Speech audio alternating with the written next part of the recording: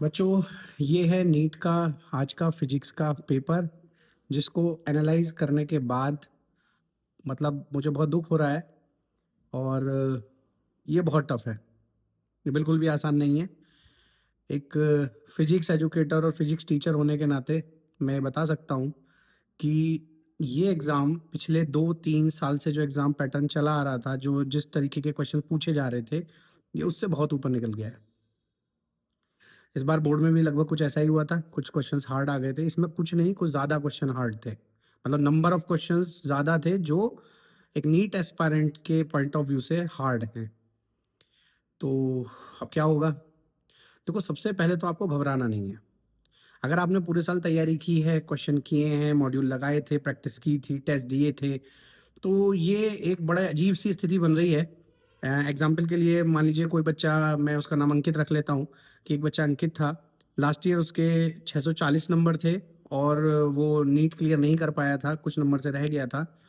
अब उसने 18-18 घंटे, 16-16 घंटे के एवरेज से पढ़ाई करी है और इस साल उसका जो स्कोर आ रहा है, वो 600 भी नहीं आ रहा।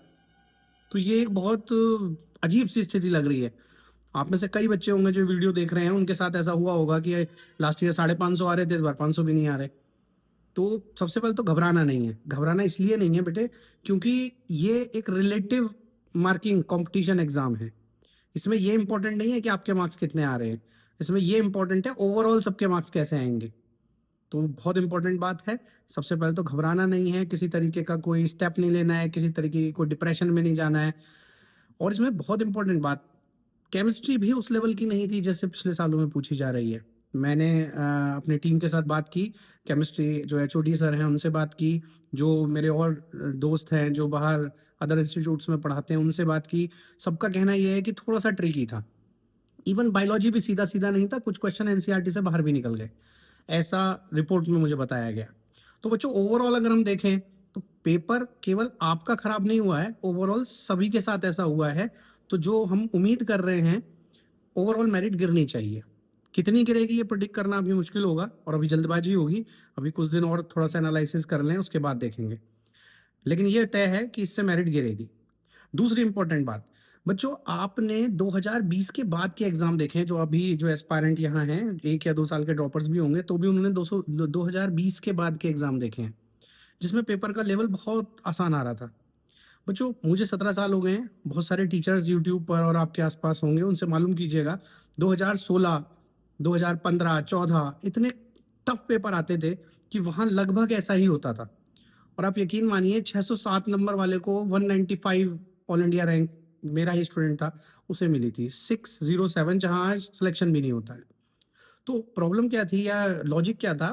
पेपर टफर साइड होता था, मेरिट नीचे जाती थी और ये लगभग उसी टाइप का पेपर है। बाकी सब कुछ समय के गर्भ में है, देखेंगे किस तरीके का रिज़ल्ट आएगा। लेकिन ओवरऑल तो ये काफ़ी मतलब इस समय मुश्किल भरा समय है बच्चों के लिए, क्योंकि उनके दिमाग में 650 की फिगर बैठी हुई है। तो बच्चों ऐसे नहीं सोचना है।